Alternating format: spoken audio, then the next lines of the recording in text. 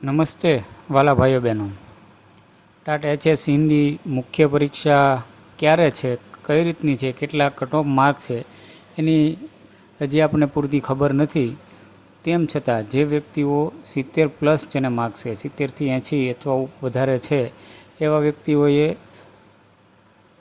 મુખ્ય પરીક્ષાની તૈયારી ચાલુ કરી દીધી છે. ઘણા બધા ભાઈઓ બહેનોની કોમેન્ટ છે કે પદ્ધતિ કેટલા માર્ક્સનું પૂછાશે, તો 20 માર્કનું પૂછે છે. પણ આપણે સૌ જાણીએ છીએ કે આ પેપર કાઢવાવાળા કહે છે કાંઈ અને કરે છે પણ કાંઈ. 2023નું પ્રશ્ન પેપર જોયું તમે, આખા પેપરમાંથી 2 કે 3 કે 4 પદ્ધતિના પ્રશ્નો છે, તો એ કાંઈ 20 માર્કના નહોતા. આ વખતે પણ એ રીતનું કહે છે, એટલે કેટલા માર્કનું પૂછે, કેટલા માર્કનું કહે એની ખ્યાલ નથી. અને આ વખતે બધા જ પ્રશ્નો ફરજિયાત છે, આપણે સૌ જાણો છો. 5 માર્કમાં 2 પ્રશ્નો તમને પદ્ધતિના મૂકી દે અથવા એક પદ્ધતિનો મૂકી દીધો, અને એ જો આપને ન આવડે તો આપણે સૌ જાણો છો કે આપણે 5 માર્ક એમાંથી ઓછા થાય. 4 માર્કનો પેપર છે, એમાં એકાદું મૂકી દીધું, એ ન આવડે તો આપણે બધામાંથી થોડા થોડા માર્ક ઓછા થાય. એના બદલે આપણે પદ્ધતિ એવી રીતને તૈયાર કરવાની છે કે આપણું એક પણ માર્ક કપાય નહીં. હિન્દી સાહિત્યની અંદર અથવા હિન્દી પદ્ધતિની અંદર કેટલીક શિક્ષણ વિધિ છે, ઘણી બધી શિક્ષણ વિધિયા છે. તો એ પદ્ધતિ અંતર્ગત જે શિક્ષણ વિધિઓ છે એનો સંપૂર્ણ વ્યાખ્યા સાથે એના પ્રકાર અથવા 5 માર્કની અંદર પણ પૂછાય ને તો પણ આપણે ખૂબ સારી રીતે લખી શકીએ એવા પ્રશ્નો લઈને આપણે આ વિડીયો દ્વારા આવેલા છીએ. હું ગોડકિયા પ્રવીણભાઈ આપ સૌનું હાર્દિક સ્વાગત કરું છું. સૌ જાણો છો કે હિન્દીની અંદર આપણે ઘણા ટાઈમથી મહેનત કરી રહ્યા છીએ આપણે સાથ અને સહકારથી. તો એનો મુખ્ય હેતુ આપ સૌના સૌથી વધારે માર્ક્સ આવે એવો રહેતો હોય છે. વિશેષ હવે પેપર 2ની અંદર આવતું છે આ શિક્ષણ પદ્ધતિ અને એની વિધિ એ કઈ કઈ છે એના જવાબ સાથેની માહિતી આપણે પ્રાપ્ત કરીએ. ભાઈઓ બહેનો, હિન્દી પદ્ધતિની અંદર ઘણી બધી વિધિયા રહેલી છે. મેથડની અંદર આ જે વિધિઓ પૂછાય છે એની ક્યારેક છે 5 માર્કમાં પૂછે છે, ક્યારેક 4 માર્કમાં કે વ્યાખ્યા કોઈ પણ માર્કમાં એ પૂછે તો આપણને આવડવી જોઈએ એવો હેતુ આપણો રહેલો છે. તો સૌથી પહેલાં અનુકરણ વિધિ હિન્દી સાહિત્યમાં અથવા હિન્દી વિષય વસ્તુ અથવા હિન્દી મેથડની અંદર આવતી વિધિ જે છે, શિક્ષણ વિધિ જે છે, એમાંની સૌથી પહેલી અનુકરણ વિધિ જોઈએ. તો એમાં અનુકરણ વિધિ કોને કહેવાય ત્યાંથી લઈ અને આખી એની વ્યાખ્યા, એના પ્રકાર બધું છે જોઈશું. 5 માર્કમાં પૂછાય તો આપણે 1 માર્ક કપાય નહીં. हिंदी भाषा शिक्षण में अनुकरण विधि एक अत्यंत प्रभावशाली और प्राचीन विधि है, जिसे विशेष रूप से प्राथमिक स्तर के बच्चों के लिए सर्वश्रेष्ठ माना जाता है. इस विधि का मुख्य आधार नकल करना है. अनुकरण का अर्थ है नकल करना. अनुकरण विधि के मुख्य स्वरूप और चरणों को नीचे विस्तार से समझाया गया है. अनुकरण विधि का अर्थ જોઈએ એટલે કે એની વ્યાખ્યા છે. जब बालक अपने शिक्षक या किसी आदर्श व्यक्ति के उच्चारण, लिखने के ढंग या रचना शैली को देखकर या सुनकर ठीक वैसा ही करने का प्रयास करता है तो उसे अनुकरण विधि कहते हैं. मनोवैज्ञानिक रूप से बच्चा सबसे पहले अनुकरण के माध्यम से ही भाषा सीखता है. तो आ रीतनो अर्थ पूछे तो आ रीतनो अनुकरण विधि के प्रकार જોઈએ. अनुकरण विधि को मुख्य रूप से 3 भागों में बांटा जा सकता है. पहलू है लेखन अनुकरण. इसमें बालक शिक्षक द्वारा लिखे गए वर्णों या शब्दों को देखकर लिखता है. इसके 2 रूप है. रूपरेखा. रूपरेखा अनुकरण. शिक्षक स्लेट या कॉपी पर वर्णों की बिंदिसार रूपरेखा बना देता है और बालक उन पर पेंसिल चलाकर अक्षर बनाना सीखता है. स्वतंत्र अनुकरण. शिक्षक कॉपी में ऊपर की पंक्ति में कुछ वर्ण या शब्द लिख देते हैं और बालक उन्हें देखकर नीचे की पंक्तियों में स्वयं लिखता है. बीजो प्रकार से उच्चारण अनुकरण. यह मौखिक भाषा सीखने की विधि है. शिक्षक किसी शब्द या वाक्य का शुद्ध उच्चारण करता है. छात्र उसे ध्यान से सुनता है और शिक्षक के पीछे पीछे उस ध्वनि और गति में दोहराता है. यह विधि उच्चारण, शुद्ध उच्चारण और शब्द भंडार बढ़ाने में सहायक है. तीजो प्रकार से रचना अनुकरण. यह विधि उच्च प्राथमिक या माध्यमिक स्तर पर उपयोगी है. इसमें शिक्षक किसी एक विषय पर रचना जैसे पत्र, निबंध या कहानी प्रस्तुत करता है. विद्यार्थी उसी की शैली, भाषा प्रवाह और ढांचे को उपयोग करके किसी दूसरे विषय पर नई रचना तैयार करता है। बीजी विधि से शिक्षण विधि से प्रत्यक्ष विधि। हिंदी भाषा शिक्षण में प्रत्यक्ष विधि एक अत्यंत महत्वपूर्ण और आधुनिक विधि है। इसे सुगम पद्धति, निर्बाध विधि या प्राकृतिक विधि के नाम से भी जाना जाता है। इस विधि की सबसे बड़ी विशेषता यह है कि इसमें बालक को बिना व्याकरण के नियमों और बिना मातृभाषा के प्रयोग के सीधे नई भाषा सिखाई जाती है। प्रत्यक्ष विधि का मुख्य सिद्धांत क्या है? तो इस विधि का मूल मंत्र है भाषा के माध्यम से ही भाषा सिखाना। अर्थात यदि आप हिंदी सीख रहे हैं तो कक्षा का वातावरण पूरी तरह हिंदी में होगा। शिक्षक किसी शब्द का अर्थ बताने के लिए आपकी मातृभाषा जैसे गुजराती या अंग्रेजी का सहारा नहीं लेता, बल्कि वह वस्तुओं, चित्रों या अभिनय का प्रयोग करता है। आमने सामने की विधि प्रत्यक्ष विधि। प्रत्यक्ष विधि की प्रमुख विशेषता है मातृभाषा का निषेध। इसमें छात्र की मातृभाषा का प्रयोग पूरी तरह वर्जित होता है। शिक्षक अनुवाद का सहारा नहीं लेता। बीजी विशेषता इंद्रियों का प्रयोग।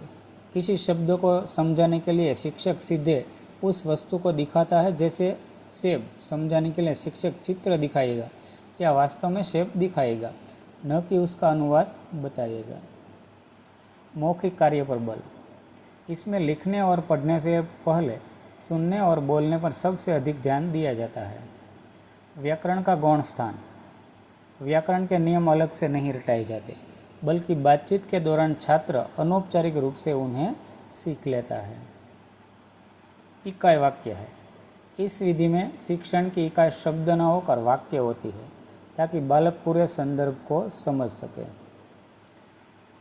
इस प्रत्यक्ष विधि के सोपान जोई। प्रस्तुतिकरण। शिक्षक प्रत्यक्ष वस्तुओं या चित्रों के माध्यम से शब्द या वाक्य प्रस्तुत करता है। अभ्यास। छात्र शिक्षक द्वारा बोले गए वाक्यों का बार बार अभ्यास करते हैं। प्रयोग। छात्र उन वाक्यों का प्रयोग अपनी रोजमर्रा की बातचीत में करते हैं। ત્યારબાદ ત્રીજી વિધિ જોઈએ આપણે જેનું નામ છે व्याकरण विधि। हिंदी भाषा शिक्षण में व्याकरण विधि एक शास्त्रीय और परंपरावादी विधि है। इसे सूत्र विधि या सिद्धांत विधि के नाम से भी जाना जाता है। इस विधि का मुख्य उद्देश्य भाषा के शुद्ध रूप का ज्ञान कराना और लेखन व वाचन में सटीकता लाना है। व्याकरण विधि मुख्य रूप से दो पद्धतियों पर आधारित है, आगमन और निगमन। आगमन विधि, यह विधि उदाहरण से नियम की ओर चलती है। इसे मनोवैज्ञानिक रूप से श्रेष्ठ माना जाता है, क्योंकि इसमें छात्र स्वयं निष्कर्ष तक पहुँचता है। उसके चरण જોઈએ। पहलू है उदाहरण। शिक्षक छात्रों के सामने एक ही प्रकार के कई उदाहरण प्रस्तुत करता है। निरीक्षण। छात्र उन उदाहरणों में समानता देखते हैं। नियमीकरण। समानता के आधार पर एक सामान्य नियम बनाया जाता है। परीक्षण। एक नए उदाहरणों पर उससे नियम को लागू करके देखा जाता है। उदाहरण देखते हैं। संज्ञा पढ़ाते समय पहले राम, हिमालय, दिल्ली जैसे नाम बताना और फिर यह निष्कर्ष निकालता कि नाम को ही संज्ञा कहते हैं। निगमन विधि જોઈએ। यह नियम से उदाहरण की ओर चलती है। यह प्राचीन और तीव्र गति वाली विधि है। इसके सोपान। नियम। शिक्षक पहले व्याकरण का नियम या सूत्र बता देता है। प्रयोग। उस नियम को समझाने के लिए उदाहरण दिए जाते हैं। सत्यापन। छात्र नियम को याद करके अभ्यास करते हैं। उदाहरण। पहले संधि का सूत्र बताना, जैसे अ वत्ता अ बराबर आ, और फिर हिम वत्ता आलय એટલે કે हिमालय जैसा उदाहरण देना। व्याकरण विधि की प्रमुख विशेषता એટલે કે आगमन निगमन की विशेषता कही तो शुद्धता पर बल। भाषा के व्याकरणिक ढांचे और वर्तनी की शुद्धता पर सबसे अधिक ध्यान दिया जाता है। तार्किक क्षमता। यह छात्रों में तर्क करने और विश्लेषण करने की शक्ति पैदा करती है। नियमों का ज्ञान। छात्र भाषा के क्यों और कैसे को नियम के माध्यम से समझते हैं। साहित्यिक समझ उच्च स्तर पर कठिन। चौथी विधि से इकाई विधि। हिंदी भाषा शिक्षण में इकाई विधि एक आधुनिक और मनोवैज्ञानिक शिक्षण विधि है। इस विधि के प्रतिपादक एस.सी. मॉरिसन है, जिन्होंने इसे शिक्षण के चक्र के रूप में प्रस्तुत किया। यह विधि पूर्ण से अंश की ओर मनोवैज्ञानिक सिद्धांत पर आधारित है। इसमें पाठ्यक्रम को छोटे छोटे पाठों में न बांटकर समान अर्थ या प्रकृति वाली सामग्री को एक इकाई में संगठित किया जाता है। इकाई का अर्थ देखते हैं। इकाई का अर्थ है ज्ञान का एक सुव्यवस्थित और संबंधित भाग। शिक्षण में जब किसी एक विषय वस्तु को पूर्णता के साथ सिखाने के लिए उसे विभिन्न संबंधित उप विषयों में जोड़कर एक व्यापक योजना बनाई जाती है तो इसे इकाई विधि कहते हैं। उदाहरण, यदि व्याकरण पढ़ाना है तो संज्ञा, सर्वनाम और विशेषण को अलग अलग पाठ न कर मानकर उसे पद परिचय की तरह इकाई के रूप में पढ़ाना। मॉरिसन के अनुसार इकाई विधि के 5 सोपान हैं। मॉरिसन ने इस विधि को सफलतापूर्वक लागू करने के लिए 5 मुख्य चरण बताए हैं। खोज, शिक्षक छात्रों के पूर्व ज्ञान का पता लगाता है कि वे उस विषय के बारे में पहले से कितना जानते हैं। प्रस्तुतिकरण, शिक्षक पूरी इकाई का संक्षिप्त सारांश छात्रों के सामने रखता है ताकि उन्हें पता चले कि वे क्या सिखाने वाले हैं। आत्मीकरण, छात्र स्वयं अध्ययन करते हैं, प्रयोग करते हैं और उस विषय वस्तु को आत्मसात करते हैं। शिक्षक यहाँ केवल मार्गदर्शक होता है। संगठन, छात्र सीखी हुई सामग्री को क्रमबद्ध रूप से व्यवस्थित करते हैं और अपनी समझ का ढांचा तैयार करते हैं। वांचन अभिव्यक्ति, छात्र सीखी गई इकाई को मौखिक या लिखित रूप में प्रस्तुत करते हैं। इकाई विधि की विशेषता, उद्देश्य केंद्रित, प्रत्येक इकाई के अपने निश्चित शिक्षण और उद्देश्य होते हैं। 5મી विधि से आगमन विधि, જેના વિશે આપણે અગાઉ છે જોઈ ગયા છતાં જોઈ લઈ કે हिंदी भाषा शिक्षण में आगमन विधि को सबसे श्रेष्ठ और वैज्ञानिक विधि माना जाता है। यह विधि मनोवैज्ञानिक सिद्धांतों पर आधारित है क्योंकि यह रटने के बजाय समझने और खोजने पर बल देती है। इस विधि का मुख्य सूत्र है विशिष्ट से सामान्य की ओर या उदाहरण से नियम की ओर। आगमन विधि की कार्यप्रणाली, इसमें शिक्षक पहले छात्रों के सामने एक ही प्रकार के बहुत सारे उदाहरण प्रस्तुत करता है।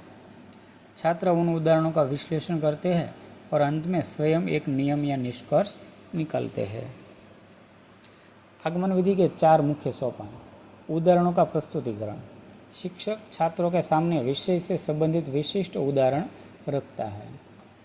निरीक्षण, छात्र उन उदाहरणों को ध्यान से देखते हैं और उनमें छुपी समानता को ढूंढते हैं। नियमीकरण, छात्र और शिक्षक मिलकर एक समानता के आधार पर एक सामान्य नियम या परिभाषा बनाते हैं। परीक्षण यानी कि सत्यापन, बनाए गए नियम को अन्य नए उदाहरणों पर लागू करके जांचा जा सकता है कि नियम सही है या नहीं। उदाहरण के माध्यम से समझे, यदि शिक्षक को संधि पढ़ानी है तो वह सीधे नियम नहीं बताएगा, उदाहरण देगा। यह बोर्ड पर लिखेगा विद्या प्लस अर्थी यानी कि विद्यार्थी, पुस्तक वत्ता आलय એટલે કે પુસ્તકાલય, रत्न वत्ता आकर એટલે रत्नाकर। निरीक्षण, छात्र देखेंगे कि य या आ के मिलने से हमेशा आ बड़ी मात्रा बन रही है। छात्र निष्कर्ष निकालेंगे कि जब 2 समान स्वर मिलते हैं तो वे दीर्घ हो जाते हैं। अब शिक्षक इम प्लस आलय देकर छात्रों से नियम आजमाने को कहेगा। आगमन विधि के शिक्षण सूत्र, उदाहरण से नियम की ओर, विशिष्ट से सामान्य की ओर, ज्ञात से अज्ञात की ओर, और स्थूल से सूक्ष्म की ओर, ऐसे उसके नियम हैं। उसके बाद है प्रोजेक्ट विधि। जिस शिक्षण विधि में विद्यार्थी को किसी विषय या समस्या पर स्वयं कार्य करके अनुभव के माध्यम से सीखने का अवसर दिया जाता है उसे प्रोजेक्ट विधि कहते हैं। इस विधि में विद्यार्थी योजना बनाते हैं, जानकारी एकत्र करते हैं, कार्य करते हैं और अंत में निष्कर्ष प्रस्तुत करते हैं। विशेषताएं, यह करके सीखने पर आधारित होती है। विद्यार्थी सक्रिय रूप से भाग लेते हैं। इसमें सहयोग खोज और अनुभव को महत्व दिया जाता है। यह विधि व्यवहारिक ज्ञान प्रदान करती है। उदाहरण, जैसे हिंदी भाषा शिक्षण में विद्यार्थियों को मेरे गांव का वर्णन विषय पर प्रोजेक्ट दिया जाता है। विद्यार्थी गांव की जानकारी एकत्र करेंगे, चित्र लगाएंगे और रिपोर्ट तैयार करेंगे। इसके लाभ, विद्यार्थियों में रचनात्मक और आत्मविश्वास बढ़ता है। सहयोग एवं जिम्मेदारी की भावना विकसित होती है। ज्ञान स्थायी और व्यवहारिक बनता है। सीखना रुचिकर बनता है। उसकी कुछ सीमाएँ हैं। इसमें अधिक समय और साधनों की आवश्यकता होती है। सभी विषयों में लागू करना कठिन होता है और बड़े वर्गों में नियंत्रण कठिन हो सकता है। 7वीं शिक्षण विधि से समस्या समाधान विधि। जिस शिक्षण विधि में विद्यार्थियों को किसी समस्या का समाधान खोजने के लिए सोचने, तर्क करने और विश्लेषण करने का अवसर दिया जाता है, उसे समस्या प्रधान विधि कहते हैं। इस विधि में विद्यार्थी स्वयं समस्या को समझते हैं, इसके कारण खोजते हैं और समाधान तक पहुंचते हैं। कुछ विशेषताएं, यह विधि चिंतन और तर्कशास्त्र पर आधारित होती है। विद्यार्थी सक्रिय रूप से भाग लेते हैं। इसमें समस्या का विश्लेषण और समाधान खोजने पर बल दिया जाता है। यह विधि अनुभवात्मक एवं व्यवहारिक होती है। उदाहरण देखते हैं, जैसे हिंदी भाषा शिक्षण में शिक्षक विद्यार्थियों से पूछे, वाक्य शुद्धि में गलतियाँ क्यों होती है और उन्हें कैसे सुधारा जा सकता है। विद्यार्थी कारण खोजते हैं और सही वाक्य बनाकर समाधान प्रस्तुत करते हैं। उसके कुछ लाभ, विद्यार्थी की सोचने और निर्णय लेने की क्षमता बढ़ती है। ज्ञान स्थायी और व्यवहारिक बनता है। सीखने में रुचि उत्पन्न होती है। इसके कुछ सीमाएँ हैं। इसमें अधिक समय लगता है। सभी विषयों में प्रयोग करना कठिन होता है और कमजोर विद्यार्थियों के लिए समस्या समाधान कठिन हो सकता है। 8મી છે સમવાય શિક્ષણ વિધિ। વિદ્યાર્થી મિત્રો, આ બધી વિધિ ખાસ પાકી કરી નાખજો, કારણ કે કોઈ પણ પૂછાઈ શકે તો આપણે સારી રીતે લખી શકીએ। समवाय शिक्षण विधि कि जिस शिक्षण विधि में एक विषय को पढ़ाते समय उससे संबंधित अन्य विषयों का भी संबंध स्थापित किया जाता है, उसे समवाय शिक्षण विधि कहते हैं। इस विधि का उद्देश्य ज्ञान को आपस में जोड़कर शिक्षण को अधिक स्पष्ट, रोचक और उपयोगी बनाना है। विशेषताएं देखते हैं, विभिन्न विषयों में परस्पर संबंधित स्थापित किया जाता है। ज्ञान को जीवन से जोड़ने का प्रयास किया जाता है। शिक्षण अधिक रोचक और प्रभावशाली बनता है। विद्यार्थी विषयों को समग्र रूप से समझते हैं। उदाहरण, जैसे हिंदी में गंगा नदी पर पाठ पढ़ाते समय शिक्षक भूगोल में गंगा का उद्गम स्थान, इतिहास में गंगा का महत्व तथा पर्यावरण से उसका संबंध भी समझाता है। लाभ देखते हैं, विद्यार्थियों का ज्ञान व्यापक बनता है। विषयों को समझना आसान हो जाता है। सीखना रुचिकर और व्यवहारिक बनता है और स्मरण शक्ति में वृद्धि होती है। उसकी सीमाएं, शिक्षक को विभिन्न विषयों का ज्ञान होना आवश्यक है। उचित समन्वय करना कठिन हो सकता है और अधिक समय की आवश्यकता पड़ सकती है। ત્યારબાદ 9મી વિધિ છે વ્યાખ્યાન વિધિ। આપણે ક્રમશઃ સમય બગાડ્યા વગર એક પછી એક વિધિ જોઈએ। व्याख्यान विधि એટલે કે जिस शिक्षण विधि में शिक्षक विषय वस्तु को बोलकर विस्तार पूर्वक समझाता है और विद्यार्थी ध्यानपूर्वक सुनते हैं, उसे व्याख्यान विधि कहते हैं। यह एक शिक्षक केंद्रित विधि है जिसमें शिक्षक मुख्य भूमिका निभाता है। उसकी कुछ विशेषताएं, शिक्षक विषय का मौखिक प्रस्तुतिकरण करता है। विद्यार्थी सुनकर और नोट्स बनाकर सीखते हैं। कम समय में अधिक विषय वस्तु पढ़ाई जा सकती है और बड़े वर्गों के लिए उपयोगी विधि है। उदाहरण, जैसे हिंदी शिक्षक कबीरदास के दोहे का अर्थ, भाव और विशेषताएं समझाते हुए विद्यार्थियों को व्याख्यान देता है। लाभ, समय की बचत होती है। कठिन विषयों को सरल रूप में समझाया जा सकता है। बड़े वर्ग में शिक्षण आसान होता है और पाठ्यक्रम जल्दी पूरा किया जा सकता है। कुछ सीमाएं देखते हैं, विद्यार्थी अधिकतर निष्क्रिय रहते हैं। व्यक्तिगत भिन्नताओं पर ध्यान कम दिया जाता है। सीखना कभी कभी नीरस हो सकता है और विद्यार्थियों की सक्रिय सहभागिता कम रहती है। ત્યારબાદ 10મી शिक्षण विधि से प्रश्नोत्तरी विधि। जिस शिक्षण विधि में शिक्षक विद्यार्थियों से प्रश्न पूछकर तथा उनके उत्तर प्राप्त करके शिक्षण कार्य करता है उसे प्रश्नोत्तरी विधि कहते हैं।